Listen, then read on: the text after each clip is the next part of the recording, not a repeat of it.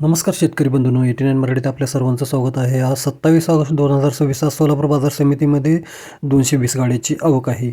शेतकरी मित्रांनो, गेल्या 2 दिवसापासून जी लासलगावची हवा आहे, खरं तर ती एक भ्रष्ट खरेदीबाबत होती. मात्र त्याचा थोडासा किंचित परिणाम झालेला आहे.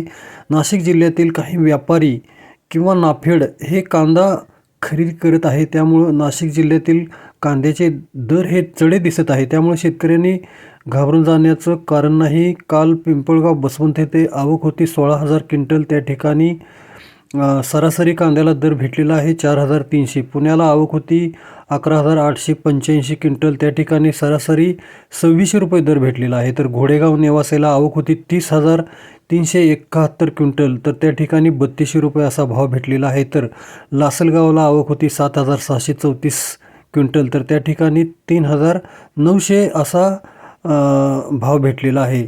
हा सरासरी भाव आहे.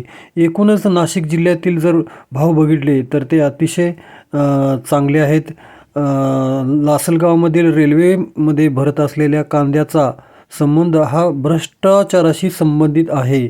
त्यामुळे शेतकऱ्यांनी घाबरून जाण्याचं कारण नाही. आज सोलापूर बाजार समितीमध्ये टॉप कांदे हे 4500 ते 5000 असे विकलेले आहेत. तर 1 नंबर कांदा 4100 ते 4400 असा विकलेला आहे. तर 2 नंबर कांदा 3500 ते 4000 विकलेला आहे. तर 3 नंबर कांदा 1500 ते 3400 असा विकलेला आहे.